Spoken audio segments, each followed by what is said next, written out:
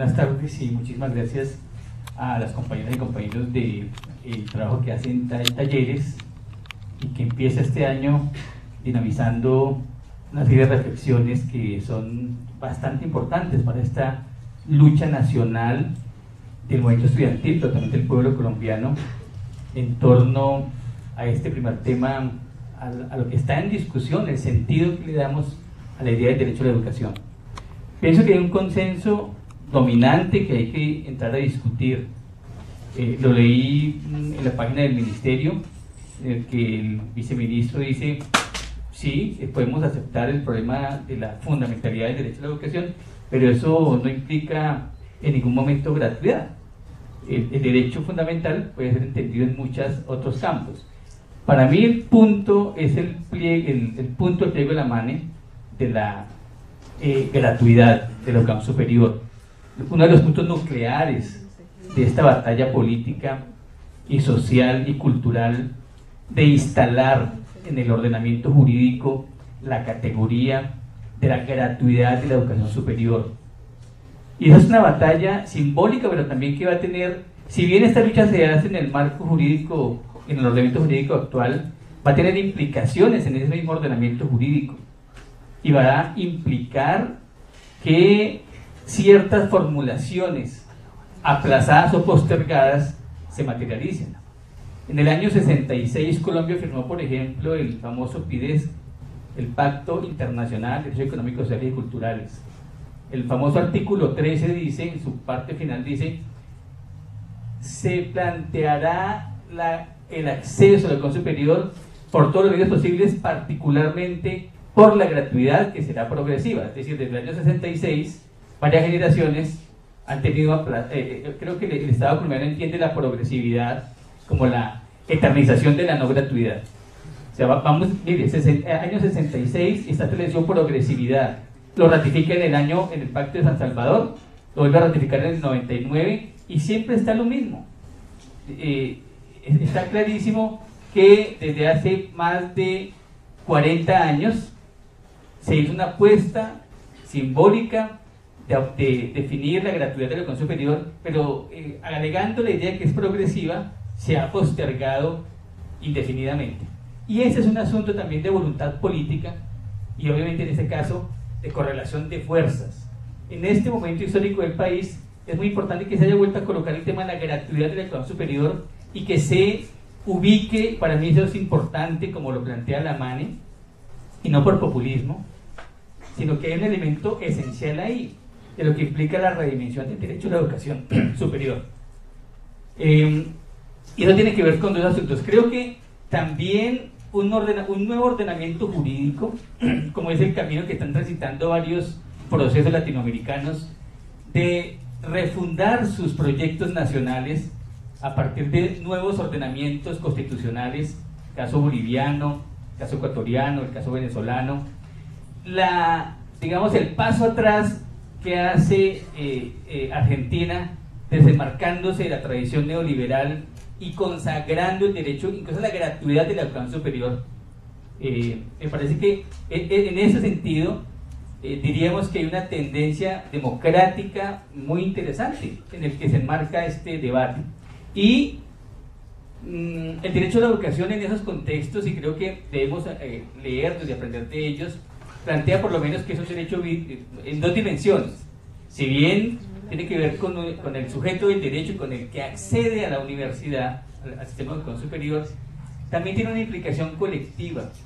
Porque el asunto es que no se trata de pensar el derecho a la educación simplemente como la posibilidad que usted tenga como individuo de acceder, sino que una sociedad, un colectivo nacional, también necesita para dignificar la vida en colectivo de un sistema de educación superior sobre la base que materialice en su ordenamiento jurídico el derecho fundamental a la educación. Es decir, tiene dos dimensiones, la individual, pero también la colectiva.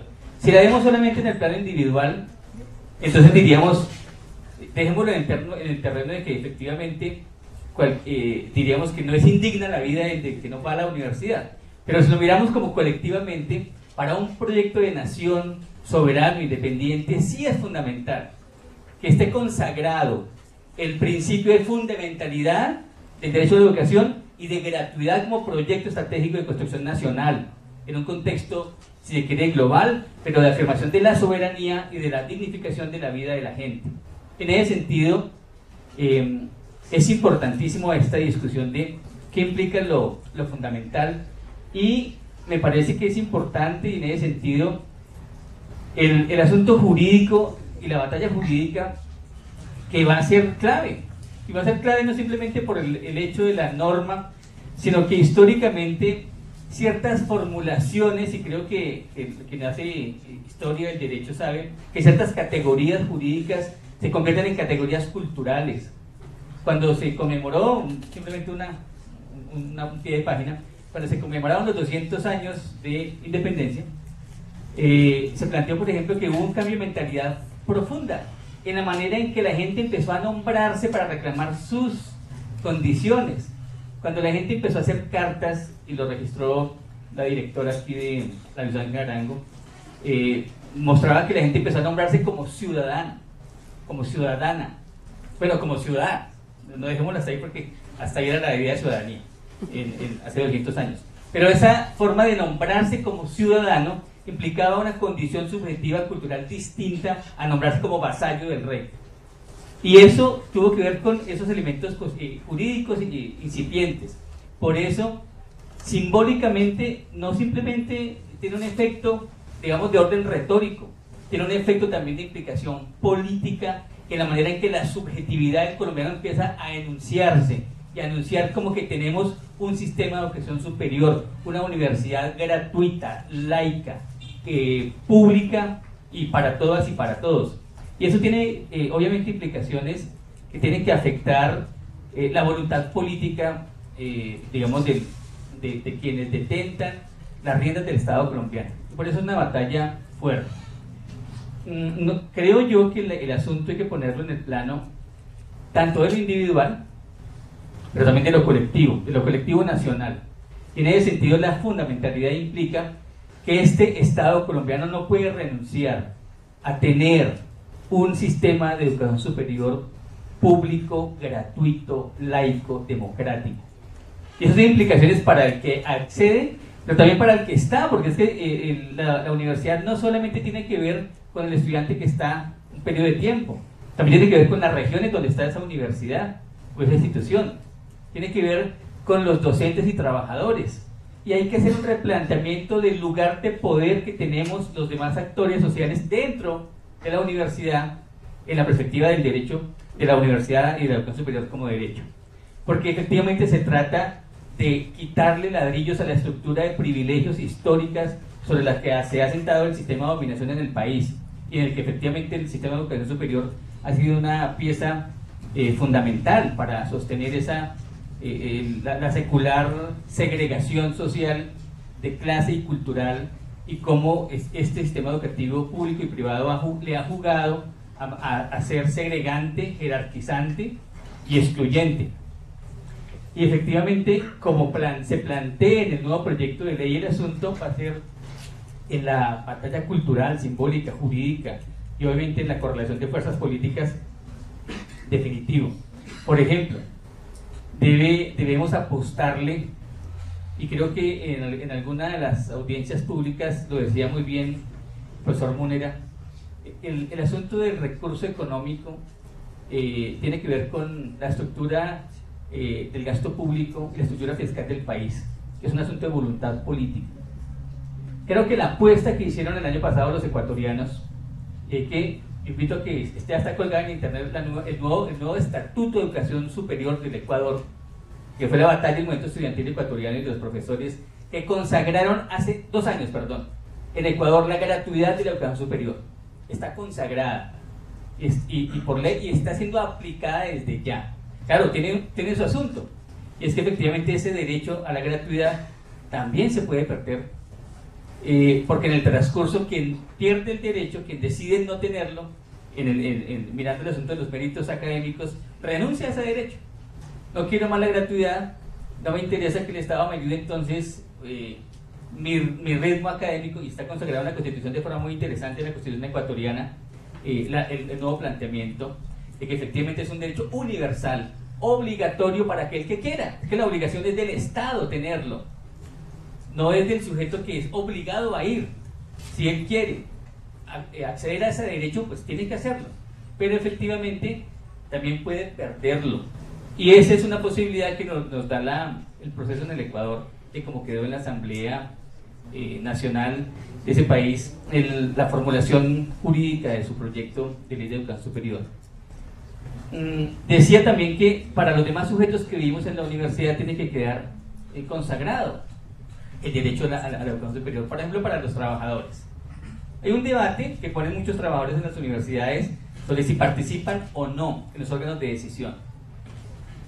En este momento, decir que sí, simplemente porque son trabajadores, sería complicado. ¿Por qué razón? Porque en ciertas universidades regionales, donde la estructura de poder gamonal tradicional tiene como cuota de poder regional a esos trabajadores precarizados, que son fichas de las administraciones, porque no hay carrera administrativa en las universidades para los trabajadores, claro, serían simplemente votos de los gamonales de turno. Lo que el movimiento de trabajadores de las universidades tiene que plantearse es que tiene que haber la capacidad de su autonomía política al interior de los órganos de poder, para que no sean dependientes de ninguna fuerza externa a la universidad que condicione su opinión y su posición. Entonces, en ese sentido hay que pelear también el derecho de los trabajadores a decidir el destino de las universidades. Tiene que ver con que tengan las condiciones de carrera administrativa, que no nos haga depender de un patrono, de una microempresa, o del gamonal de turno que le dio el puesto a cambio de sus votos. Entonces tiene que también pelearse. En el caso de los docentes, nuestros derechos, esa minoría ínfima de docentes de planta, por ordenamiento jurídico, que acepta la precarización como condición de vida del 80% de los profesores de las universidades públicas y privadas, sin derechos, no son ciudadanos en el sistema de universidad, en la democracia universitaria, tienen que replantearse. Entonces, también ahí hay un elemento de lo que implica pensar el derecho a la educación. Y hay otro elemento que nos parece llamativo, porque es la tendencia latinoamericana que habría que trabajarlo más. Y es que, listo, aceptamos no el derecho individual, sino colectivo, derecho a educación superior como derecho fundamental, como derecho colectivo, no solamente del individuo que accede, sino de la sociedad en su conjunto, de los beneficios que trae para una sociedad tener educación pública de excelencia gratuita, para los que viven en esa universidad o en esa institución. Pero también hay algo que tenemos que aprender de lo que nos enseña el proceso de Bolivia y de Ecuador. La Constitución del Ecuador consagró, por ejemplo, un título dedicado a lo que llaman los derechos de la madre tierra, apelando a un repertorio jurídico proveniente del mundo anglosajón, digamos, para los posmodernos decoloniales, que suponen que el repertorio cultural de nuestros pueblos hermanos simplemente es las claves del indigenismo latinoamericano. Pues no, también hicieron uso de un repertorio cultural jurídico internacional y apelaron a la categoría del bien común. ¿Por qué razón? Porque la idea de bien común, y esa es una propuesta que queremos hacer, la vamos a publicar la otra semana, de que la universidad debe ser un bien común, y en el ordenamiento jurídico colombiano tiene que abrirse el campo a la categoría del bien común. Eso se hace producto de la presión y de la fuerza política de los sectores subalternos, que también erosionan y logran en las fisuras del modelo jurídico, del ordenamiento jurídico, instalar otro tipo de categorías.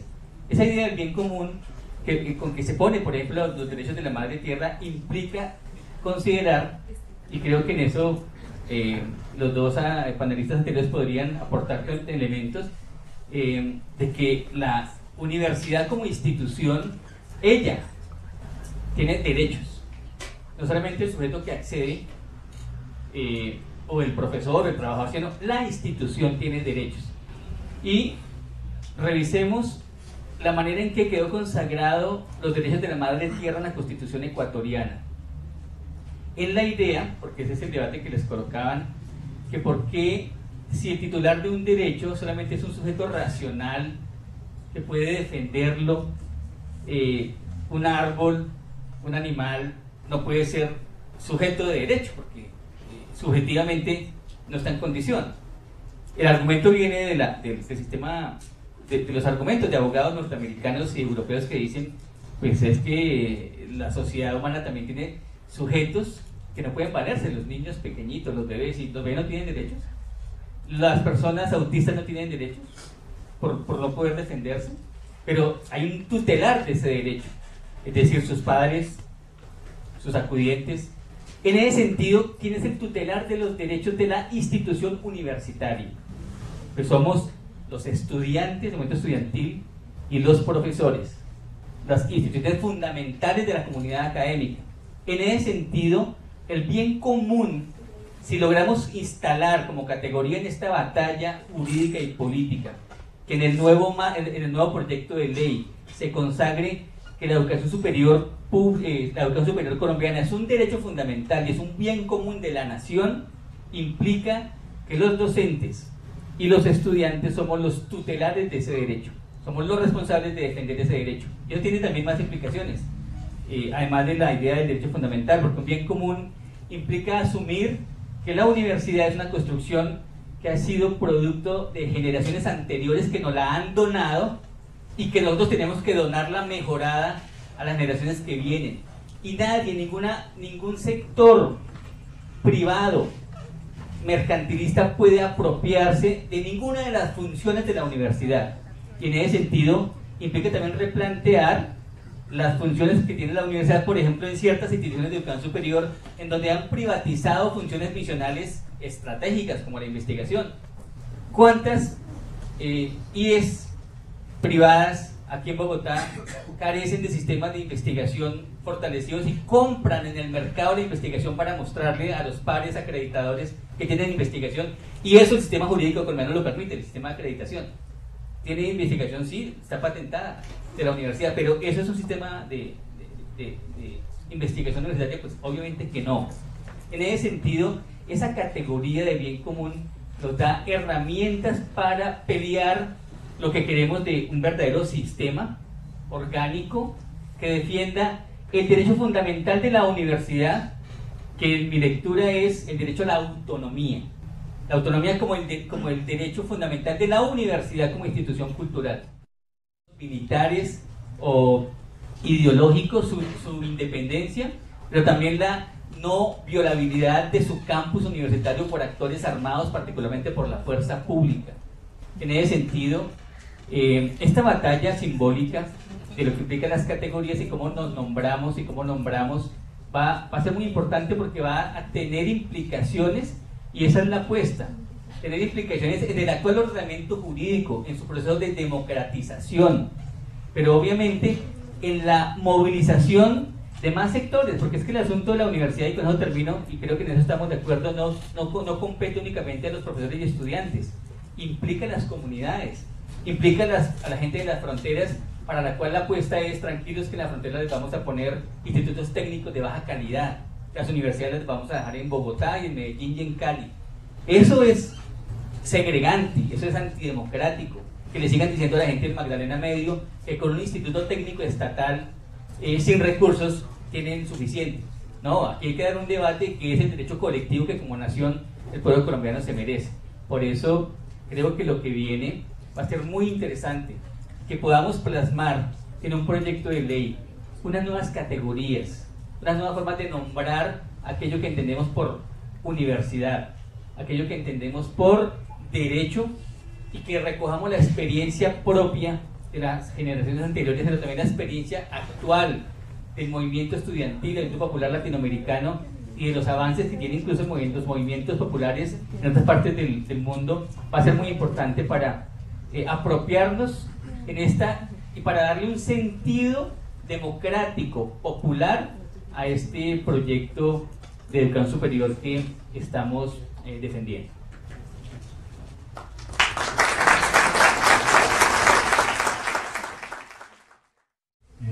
Buenas tardes, ya noches. Primero agradecer a los organizadores de este evento.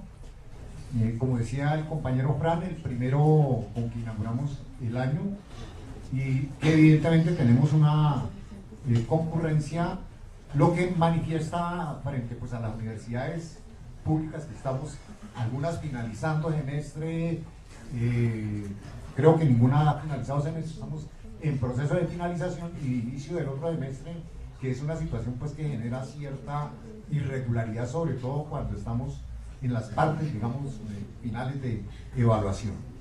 Bien, yo quiero traer a la discusión como varios elementos que me parecen importantes tener en cuenta para la construcción de una propuesta desde el bien común que permita pensar el derecho a la educación superior como un derecho fundamental, pero no solamente como ello, sino también entender a esa educación superior como un derecho. Creo que eso ya lo ha como transitado el profesor Fran, y de pronto sobre esa parte no profundizo. Bien, yo quiero señalar lo siguiente. El problema del entendimiento de los derechos, hay muchos enfoques desde donde podemos entender los derechos. Y evidentemente existe, pues, digamos, como esa forma de pensamiento liberal clásico propio de la modernidad, que está muy ligado a la construcción de ciudadanía y a la construcción dentro de esa modernidad de derechos fundamentales, y de pensar la educación en el contexto y en el marco de la construcción de una nación. Recordemos que la modernidad apuntala a eso, de cómo construimos una misma cultura, un mismo lenguaje, y evidentemente cómo a partir de allí el conocimiento se construye a partir de la misma ciencia, y por eso emerge la universidad moderna en términos de qué manera va a jugar un papel clave dentro del sistema liberal clásico que va a permitir dar tránsito a ese tipo de construcciones. Es, digamos, ahí hay, digamos, como una forma de ver la perspectiva que aún algunos conservan y algunos todavía reivindican en términos de construcción social. Una segunda perspectiva, ojo, que va a modificar sustancialmente esta forma de pensamiento de la modernidad, es la construcción que se hace desde el enfoque neoliberal, que evidentemente recurre a elementos sustanciales del liberalismo clásico, pero que los transforma en términos de las formalidades, de los procedimientos y de la construcción misma de las normas jurídicas. Recordemos que este elemento o este enfoque de los derechos evidentemente tiene un punto muy importante y muy clave, y es tratar de mirar, pues, digamos, como aquellos aspectos que están relacionados en las formalidades mismas. Es decir, la racionalidad de la lógica instrumental nos conduce a un problema estadístico. Eso está ligado con las políticas globales que se aplican a contexto de lo local y lo nacional en los distintos países. Nótese una diferencia importantísima. Cómo hacia el norte, que ahorita se está modificando, pero cómo hacia el norte hasta hace poco se conservaba, digamos, la gratuidad, estoy hablando del mundo europeo occidental, la gratuidad de la educación universitaria y el libre acceso a la misma. Y evidentemente ese es un elemento por el cual hoy en día, por ejemplo, países o los jóvenes, los estudiantes de los países de España y de otros países se están levantando en términos de que están perdiendo, digamos, como ese elemento que tenían de la tradición liberal clásica que pedía o que posibilitaba, digamos, como ese elemento de desarrollo. Existe una nueva forma que han venido aplicando algunos países, que es una concepción socialdemócrata de los derechos, en donde evidentemente hablan de que el problema no solamente se limita a la individualidad de la ciudadanía, sino también a la integralidad. Y evidentemente ese proceso de integralidad implica necesariamente que un derecho fundamental replica sobre otro tipo de derechos. Para el caso de la educación, es decir, que no solamente tengo acceso al cupo en la universidad, sino que también debo tener acceso al problema de la alimentación, al problema de la vivienda, al problema del transporte, al problema del empleo cuando sea egresado. Bueno, es decir, ahí hay una integralidad que es importante y se plantea desde allí. Y hay una Cuarta tendencia que yo la denomino socialista, en donde evidentemente se contempla la plenitud de los derechos como tal. Y estas discusiones, digo yo, es importante tenerlas en cuenta porque nos pueden dar luces hacia dónde puede pensarse de la perspectiva de pensar la educación superior como un derecho. Digo, ese es un primer elemento que yo aporto a la discusión, que me parece básico y fundamental tenerlo en cuenta, porque eso se va a traducir en los contextos de lo local y de lo nacional que venimos adelantando y desarrollando. Bien, un segundo elemento tiene que ver con un problema particular de Colombia. Nosotros tenemos no solamente unas tradiciones jurídicas, sino también hay unas transformaciones en esas tradiciones jurídicas, pero yo no quiero hablar de esas tradiciones jurídicas, sino más bien como de las tradiciones culturales y simbólicas. Cuando hablaba del ejemplo del liberalismo clásico y de la modernidad, es que evidentemente nosotros no logramos coronarlo. Es decir, nosotros logramos, a propósito de lo que tú nombrabas de los 200 años, de hace 200 años, un proceso, bueno, entre comillas, de independencia, evidentemente no implicó la modernidad, implicó una puja entre el problema de si llegábamos o no llegábamos a la modernidad, porque nosotros estamos atravesados por la tradición española, no solamente en el campo jurídico, sino que tenemos toda la herencia de la Iglesia Católica que pesa sobre la estructura tanto del sistema de las relaciones sociales como también de las relaciones económicas, y tiene una repercusión sobre la educación. Recuerden que en pocos periodos del siglo XIX se logra construir formas laicas de Estado y organización en cierta medida del campo de la educación, también de manera laica, pero que nuevamente a partir de la Constitución del 86, de 1886 estoy hablando, se retoma nuevamente el concordato, y ese concordato es el que ha tenido, digamos, unas secuencias y unas consecuencias sobre esas formas de pensar la educación. Evidentemente este recinto donde nos encontramos es una de las universidades más antiguas que tenemos en Colombia, junto con la Universidad Santo Tomás, y evidentemente eso nos está mostrando el campo que juega la Iglesia Católica en el contexto de la educación, muy a pesar que la Constitución del 91 hace una serie de modificaciones que evidentemente en el poder ya no juegan de la misma manera, juegan en el articulado, en el contenido mismo, en el reconocimiento de la pluralidad religiosa, pero que evidentemente aún se conserva aquí. Recuerden que la mayoría de instituciones que están, eso no llama, bueno, el contrato que el distrito hace con algunas instituciones educativas, en donde paga por cada estudiante de la básica, estoy hablando aquí de la básica, está en manos de colegios que son de religión católica. Es decir, no se abrió el espacio a otras religiones, sino está constreñido allí, y eso es importante tenerlo en cuenta en términos de que esto también tiene unas repercusiones sobre la educación superior. Bien, ese elemento de cultura está ligado estrechamente al problema de las formas como las élites han venido gobernando el país, y de dar a entender en el contexto social que evidentemente lo que se hace son unas concesiones de derecho, cuando evidentemente los movimientos sociales durante el siglo XX logran, las presiones de los movimientos sociales son las que logran que vayan incluyéndose en la anterior Constitución la consagración de una serie de derechos a partir de los pactos, digamos, internacionales que se han firmado al respecto. Hay un giro importantísimo en el contexto global. Si ustedes cogen la Declaración Universal de los Derechos Humanos, se consagra como un derecho básico y fundamental el derecho a la educación, y evidentemente los giros están en los pactos que se han llevado a cabo. Cada vez se han hecho, como digamos, dos reducciones del problema del derecho a la educación.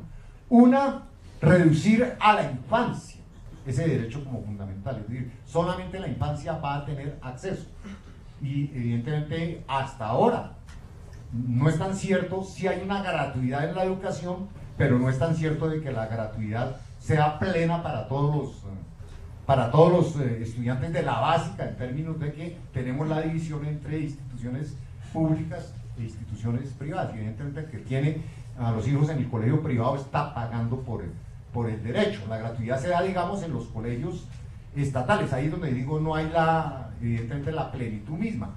Y digamos que ese elemento de reducirlo a la infancia tiene que ver con las exigencias de una serie de políticas internacionales. Es decir, el cumplimiento de cada vez se hace una revisión a los pactos, hasta dónde está cumpliendo y de qué manera logra avanzar o no logra avanzar. Y en ese campo nosotros lo que alcanzamos a mirar es que la cobertura en la básica y media ha aumentado considerablemente, aunque no logra hacerla en su totalidad y tampoco en su plenitud. Es decir, todavía tenemos niños por fuera de la escuela, y ese componente hay que tenerlo en cuenta dentro de las discusiones y debates que damos.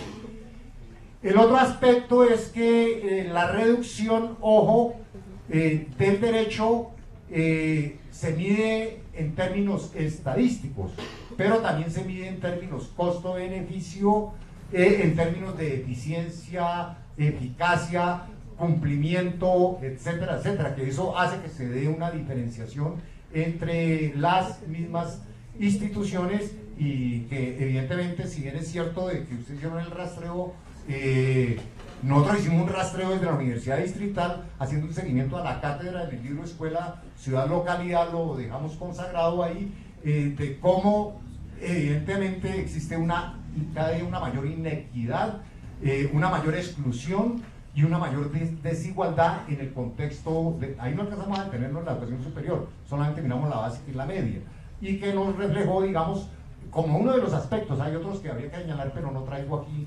a razón de dar explicaciones de ellos. Bien, digamos, eso lo quiero señalar en la medida en que en el mundo existe una tensión, en el contexto de lo global existe una tensión muy fuerte en la lucha por la gratuidad de la educación, sobre todo en estos países. Ya los ejemplos los colocó el profesor Fran Molano, no voy a repetir y no voy a recabar sobre ellos. El tercer elemento que quiero señalar, que me parece importante tenerlo en cuenta, porque esto va a tener que ver con el problema de aumento de cobertura, es que desde la ley 30, que se crean las instituciones de educación superior como tal, la educación superior no equivale a la educación universitaria, pasa por la técnica, la tecnológica, la universitaria, la de posgrados, posgrados que son especialización, maestría y doctorado. Y evidentemente sí hay una ampliación de la cobertura, uno no puede desconocer eso, porque se ha colocado lo técnico y lo tecnológico en el campo de lo superior, y no podemos entender lo superior como lo universitario. Ahora bien, hay que dar una pelea de lo técnico y tecnológico. Yo no estoy negando de que evidentemente las personas deben formarse en el campo que dignamente consideren más pertinente en su proceso de formación.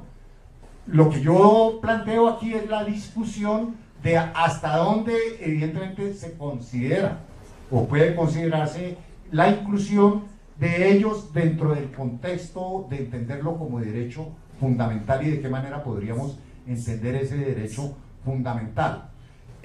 Valga esta aclaración para lo que yo he denominado como algunas propiedades de lo que podría ser el derecho a la educación superior. Bueno, no sin antes advertir lo siguiente. Yo creo que la lucha por el derecho fundamental a la educación no es meramente una lucha del campo universitario, sino que involucra a toda la sociedad en su conjunto. Porque es que esa lucha toca mirarla en perspectiva, no solamente de lo que incluye el sistema educativo, no solamente de lo que incluye unas minorías que pueden ingresar dentro de ese sistema educativo, sino que debe ser de todos y todas en el contexto de las necesidades, de las expectativas, de los intereses que van construyendo las comunidades, y de esa manera es que se construye, digamos, el derecho también como una concepción colectiva. No considero importantísimo tener en cuenta como los siguientes elementos que podrían dar podrían tenerse en cuenta para la discusión. El problema de una buena educación versus al problema de la calidad de la educación, creo que es un punto clave que hay que tener en cuenta en la medida en que no se trata de hacer mediciones sobre productos y resultados obtenidos tal como hacemos hoy en día la acreditación en las universidades. Nosotros cuando tratamos de certificar la alta calidad de una universidad, lo que estamos es jugando evidentemente con unos estándares que nos imponen para lograr unos récords y lograr desde allí, digamos, esas acreditaciones de alta calidad, pero que no está atravesada por el problema de la dignidad en el contexto de la educación. Y la dignidad implica involucrar algunos elementos sustanciales para que efectivamente se haga ese derecho. O sea, el problema de pensarnos el derecho a la educación desde la integralidad o desde la plenitud nos conduce necesariamente a mirar que no solamente, y vuelvo a insistir mucho, se trata de que usted tenga acceso vía cupo, ingreso a universidad, sino que tenga todas las garantías dentro de ese contexto mismo de la universidad. Y evidentemente esto nos llevaría a pensar, digamos, una perspectiva de enfoque de derecho en el campo de la educación. Otro elemento que yo quiero señalar, que no está contemplado ni en los pactos ni en los tratados, en algunas partes hacen referencia a ello, es el problema del derecho al aprendizaje.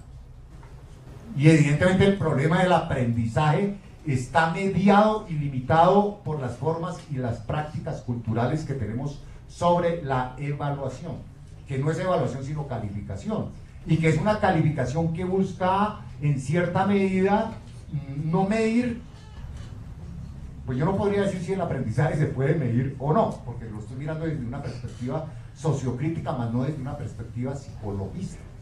Y eso me hace pues que me formule la pregunta. No tanto medir el problema del aprendizaje, porque hoy en día eso es lo que estamos haciendo, mediciones en términos cuantitativos, es decir, calificamos. Y la pregunta allí es hasta dónde estamos descalificando y hasta dónde no estamos profundizando, digamos, como sobre ese aspecto del contenido mismo que implica el aprendizaje y de qué manera tendríamos que reinventarnos formas que contengan expresiones en donde se pueda manifestar el aprendizaje de los estudiantes. Eso no es imposible porque yo lo he logrado en algunos de los cursos a través de distintas actividades diferentes a la medición. La medición, ojo, es un elemento, es un invento que ha tenido que ver con procesos de exclusión. El hecho de que se pase por una serie, no tiene que ver solamente con el problema de los talentos y los méritos, sino que también está mediado por elementos de exclusión y evidentemente y de preparación dentro de los contextos mismos que conducen a dicha exclusión. El problema de la participación me parece un elemento clave dentro del contenido mismo del derecho. Y el problema de la participación no de manera formal, porque nótese como por ejemplo traigo aquí a cuento toda la política neoliberal que hace exigibilidad de procesos participativos, por ejemplo para avalar planes de desarrollo o planes de ordenamiento territorial, si se quiere. Es decir, se arma toda una parafernalia, como nos ha pasado aquí en Bogotá con los encuentros ciudadanos, que finalmente no es qué es lo que la comunidad y la localidad necesita, sino evidentemente cómo se mete el plan de desarrollo de quien está en el gobierno y de qué manera se ejecuta. La participación tiene que ver con elementos decisivos, de carácter decisivo, es decir, no simplemente es participar para estar allí, sino participar para la toma de decisiones. Y eso está ligado, no profundizo sobre ello, en términos de la autonomía universitaria. Es decir, el derecho de la participación, que debe ser un derecho individual, pero a la vez colectivo, se convierte también en un derecho de la misma institución, si lo queremos mirar. El problema de pensarnos, el problema de pensarnos el derecho desde la interculturalidad.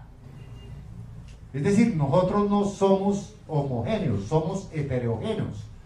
E incluso apelamos a tratar de mirar lo que los indígenas pueden enseñarnos desde su conocimiento que tienen de la Pachamama, o de los que tienen herencia afro, nos pueden enseñar desde sus formas de vida y de sus formas de resistencia, porque evidentemente ahí hay una construcción que me parece que excluye en términos yo los invito a que hagan una revisión. Hay un documento muy interesante, no sé si todavía estará colgado, en la comunidad de San José de Apartadó, de cómo conciben ellos la Universidad Campesina de la Resistencia, en donde la concepción del derecho, ojo, es bastante distinta a la que nosotros estamos pensando en este momento, en términos occidentales. Pero allí tiene una gran riqueza, y tiene que ver con lo último que estoy señalando de la interculturalidad, en términos de que involucran todo el proceso, como campesinos que son, de que el aula de clases se convierte evidentemente el campo, en donde se produce. Y yo me formo en el campo y me educo en el campo, y no necesariamente lo tengo que hacer atrapado en las cuatro paredes de un aula de clase. O el caso de las comunidades indígenas, sobre todo en el Cauca, que tienen ya la universidad indígena, en donde evidentemente desde la educación propia están construyendo una nueva, digamos, misma concepción. Yo digo eso, tenemos que mirarlo, que revisarlo, y evidentemente tratar de ver cómo sustraemos de allí algunos elementos que me parecen básicos para la discusión. Yo invito a los organizadores que traten de hacer esos contactos e invitar a, digamos, como a personas claves que vienen desarrollando dichos procesos.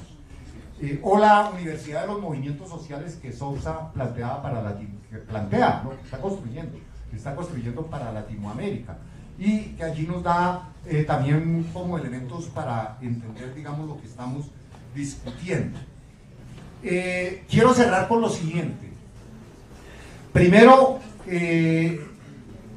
solamente a través de la ampliación como lo hizo ejemplarmente el movimiento estudiantil, que cogió una fuerza posteriormente de movimiento universitario, y que en determinado momento se sintió y se vivió, por lo menos en la calle, como movimiento social, porque lograron evidentemente mover la sociedad. Sino tenemos que dar la lucha para el problema no solo de fundamentar el derecho a la educación como tal, sino también en perspectivas de mirar la gratuidad, que implica necesariamente ampliación de cobertura.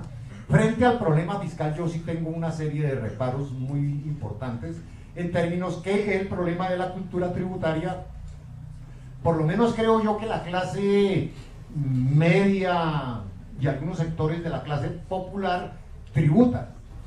Evidentemente usted tributa cuando le están cobrando el IVA. Aquí las exenciones de la tributación está precisamente en las grandes transnacionales y en las grandes, transnacionales, empresas ya nacionales creo que quedan muy pocas, que evidentemente a través de acuerdos, de pactos y de convenios no hacen esos tipos de tributación. Recuerden que la maquinaria de la minería, impulsado en el actual gobierno de la prosperidad democrática, exime de impuestos a muchas de las empresas que incursionan, extranjeras, transnacionales, en la explotación minera. Y evidentemente yo digo, ahí hay, digamos, como un elemento. Pero el otro elemento que quiero señalar en ese problema fiscal es el problema de las redistribuciones. Aquí, bueno, no lo voy a decir en datos, pero ustedes lo saben mejor que yo, gastamos más en la guerra que en la educación, implica más, es decir, el Estado invierte más en un soldado que en un estudiante, y ese es un desequilibrio en una sociedad que se quiere mirar desde la perspectiva del Estado social de derecho. Bien, ya para cerrar, ya para terminar, considero importantísimo dentro de este proceso, bueno, que estas discusiones, ojo, circulen por distintas partes, que tengamos distintos actores en la discusión, que evidentemente creo que se está corto en tiempos de pensar en construir un documento de exposición de motivos de una ley muy bien sustentado y argumentado, que permita, es decir, yo lo que veo es que el movimiento social evidentemente debe apuntar no solamente a la movilización social en la calle, sino que tiene que apuntar también a la movilización hacia cómo transitamos vía parlamento, vía legislativo, la construcción de la norma. y que no implican, o sea, no implica que tengamos los representantes, sino qué forma alterna de construcción podemos pensar en dicho elemento de negociación y de qué manera logramos construir esto. Creo que tenemos que seguir insistiendo mucho. La lucha no solamente es por el problema de entender la educación superior como tal, o porque tenemos que pensar el sistema, cómo transformamos el sistema educativo como tal, y evidentemente cómo nos pensamos una ley que apuntale a lo estatutario del derecho a la educación en la generalidad, pero que incluya, digamos, como lo que estamos discutiendo hoy en día, la gratuidad, la fundamentalidad en el contexto de la educación superior. Muchas gracias.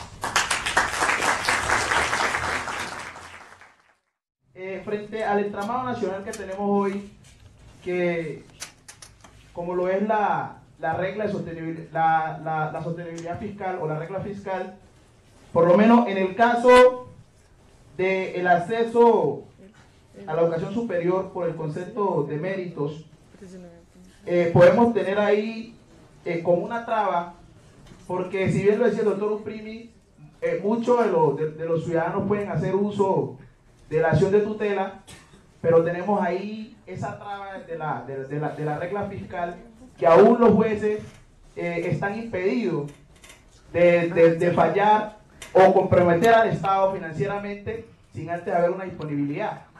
Entonces ese sí sería un caso que quisiera que el doctor Uprimi y los otros pudieran pues como decantar aquí y dejar claro en el escenario esa situación, porque de hecho el compañero allá arriba lo expuso, pero noté pues que como que no se absolvió en gran medida. Entonces yo sí quisiera pues que como que se le diera preeminencia a esos dos puntos, que creo que son fundamentales tocarlo aquí. Adicional, como lo decía el compañero Aiden, la discusión de los grupos étnicos, de hecho es necesario abordarla a plenitud. Ya el movimiento afroestudiantil a nivel nacional ya se está reuniendo, y de hecho vamos a asistir a todos estos escenarios para dar la discusión. Por lo menos lo que pasó con la Asamblea Nacional Constituyente, lo que pasó con el paro de FECODE, son como acciones que en el tiempo se han realizado, y nosotros no podemos venir a reproducir como movimiento estudiantil a nivel nacional esos actos que de una u otra forma lo que hacen es nosotros retroceder la discusión y desandar lo andado. Yo creo que la izquierda colombiana ya tiene que tomar riendas y construir un modelo de educación que he hecho también el movimiento estudiantil. Creo que en ese aspecto también tenemos que ser un poco más ambiciosos. Estamos hablando de reforma de educación superior, tenemos que de pronto llevar la discusión más allá y hablar de un nuevo sistema de educación superior que pueda cambiar por lo menos los currículos, la pedagogía, las metodologías que se utilizan en escuelas secundarias y universidades, que de hecho son retrógrados. Se han quedado sin peso, y la misma historia nos ha ido dando la razón, porque hoy un estudiante, como lo decía el compañero Aiden, del Chocó, no tiene las mismas condiciones para competir que un estudiante de acá de Bogotá, cuando el profesor de él tiene que desplazarse en canoa por los ríos para ir a atender la actividad laboral, y de pronto cuando los ríos crecen mucho el docente no baja. Entonces observamos que dentro del cúmulo de temas que tiene que ver el estudiante van a haber temas que se van a quedar, y obviamente eso lo hace ser ineficiente cuando venga acá a Bogotá a presentar un examen de admisión en una universidad. Entonces son temas que hay que ir resolviendo y decantando, porque la discusión creo que se va a volver candente frente a estos temas que nos atañen y que son de realidad del país.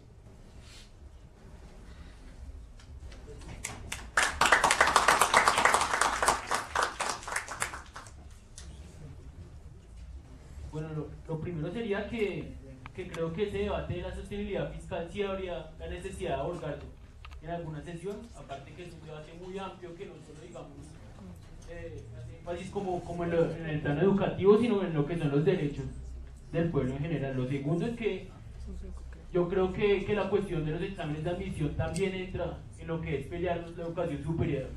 La educación superior pues como un derecho fundamental, y es que si nosotros nos vamos a pelear eso, simplemente los exámenes de admisión no tendrían por qué existir, porque es seguir poniendo brechas a lo que es la entrada, digamos, a la educación superior como tal, tanto los exámenes de las universidades como el propio ICFES, que es una manera de discriminar. Y quería decir algo también con respecto a la cuestión étnica, y es que también tenemos que mirar que la educación superior es algo que nos estamos peleando, no sé cómo decirlo, como género humano, y efectivamente hay unas particularidades con las organizaciones afrodescendientes, con el campesinado, con los indígenas, pero esto es una lucha que tenemos que dar entre todos, porque pues al fin y al cabo tenemos que propender es que todos, sin importar la raza, sin importar la religión, sin importar su procedencia, pues puedan ingresar a la universidad y puedan hacer uso de este derecho. Pues más que una pregunta, es una intervención para decir dos cosas muy pequeñas. La primera es que, pues, reconocer el derecho fundamental a una educación superior, pues como se dijo anteriormente por uno de los ponentes, no es la solución a los temas de fondo que se quieren tratar. Sería más un impacto político lo que se lograría que una verdadera solución. La solución está en realizar políticas públicas que construyan una verdadera educación superior para todos. Entonces me explico por qué una política pública. Cuando hay un derecho que nos influencia a todos y que se debe garantizar para todos, la tutela lo único que hace es individualizar esa pelea, individualizar la forma en la que se lucha como por ese acceso, y una política pública hace que ese acceso se dé de una manera mucho más amplia. La política pública lo que hace es que, o pues por lo menos en términos generales, ayudaría más que sea una política pública, porque es que lo que se garantiza es que los organismos del Estado y el mismo Estado empiezan a contribuir de una manera organizada, sustentada durante un tiempo determinado, a suplir este derecho. Volverlo un derecho fundamental no lo va a volver gratis de un día para otro, ni va a resolver los problemas de fondo que tiene la educación superior. Sí puede ser una herramienta muy útil de manera política, pero no va a solucionar esos problemas. Lo que se necesita es hacer una política pública, y con eso pues respondería como a las dudas que había antes de cómo solucionarlo. Entonces la respuesta está en la ley, en buscar unas leyes que contribuyan a que se haya una política pública de una educación superior como derecho, no necesariamente fundamental, pero que se garantice ese acceso desde todas las ramas del Estado. Y lo segundo que quería decir era sobre la regla fiscal, que su existencia de por sí no es necesaria, no por las razones que se generan de que no deba existir, sino porque es que es lógico que no se pueda gastar más de lo que se tiene. El problema no está en la existencia de una regla fiscal, sino en una mala distribución de la riqueza. Este debate, que entiendo de muchas maneras se está replicando en otras regiones, y decía en la intervención, si bien se hace en el actual marco jurídico constitucional, va a tener implicaciones en ese marco y va a haber elementos que es necesario rediscutir. Por eso, porque tiene implicaciones para toda la sociedad colombiana, incluido el asunto de la sostenibilidad fiscal, de la regla fiscal, de las dos. Como planteemos la ley, tanto en elementos de cómo está planteada la Constitución en su articulado, como en las nuevas leyes, tiene implicaciones. Por eso no se trata simplemente de reformar la ley 30 o hacerle reformas a la propuesta de ley de Santos. Ninguna de las dos. La ley 30 profundizó el sistema de segregación y exclusión del sistema educación superior colombiano. Y efectivamente esa exclusión se mercantiliza mucho más con el proyecto de Santos. Entonces lo que viene acá es una batalla muy fuerte. Claro, ubicada en uno de los escenarios que desnudó el neoliberalismo educativo, pero que sin duda, tal y como lo planteemos a la sociedad colombiana, va a implicar una transformación de elementos sustantivos del ordenamiento jurídico y político. La discusión de lo étnico es fundamental. Claro, la segregación no solamente es para las etnias, aunque tienen una carga fuerte, hay un racismo estructural en el país, pero también hay un racismo estatal, ya no en términos culturales, sino en términos sociales de cómo está orientada esa categoría de Foucault del racismo estatal, de cómo está segregada la población en Bogotá, por ejemplo. Ya lo habían dicho acá. ¿A dónde acceden los estudiantes de secundaria? ¿Qué hacen los estudiantes de secundaria de Soacha, de Bosa, de Ciudad Bolívar, de Usme? ¿Qué pasa con ellos? ¿Cuántos acceden a educación superior y cuántos efectivamente no pueden? Y esto toca el conjunto del sistema de educación colombiana, como lo decía el profesor Pacho. O sea, hay que dar un debate, porque efectivamente el asunto no es bajar los niveles de formación y la exigencia de formación. Tampoco se trata de estandarizar en un modelo único de formación, sino un debate de la buena educación en un contexto de interculturalidad, pero efectivamente de aprovechamiento máximo de la potencialidad. Y el actual sistema no permite eso. En eso estamos de acuerdo. Hay una segregación también de género. El movimiento feminista lo ha denunciado. La estructura, por ejemplo, de investigación en la Universidad Colombiana es patriarcal. Somos los machos los que accedemos con mayor facilidad al sistema de beneficios que tiene el actual sistema de investigación. Como está planteado en los proyectos de investigación, la epistemología es patriarcal. En ese sentido, no solamente es un asunto étnico, es un asunto de género también y de clase. La clase, la etnia y el género son asuntos que no podemos perder de vista.